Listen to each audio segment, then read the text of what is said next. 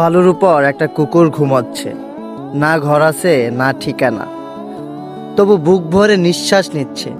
ও জানে না কাল কি হবে, আজ পেট ভরবে কিনা সেটাও নিশ্চিত না। না আছে ভবিষ্যতের চিন্তা, না গতকালের আফসোস।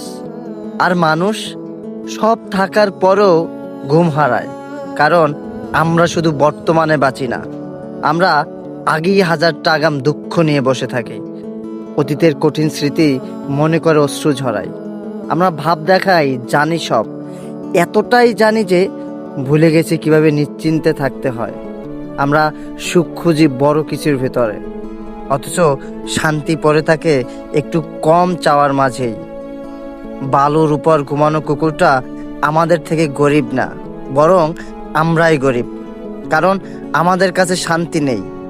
কুকুরটা হয়তো আমাদের দিকে তাকিয়ে কিছু বলছে না, তবুও নিঃশব্দ ঘুম আমাদের সব প্রশ্নের উত্তর।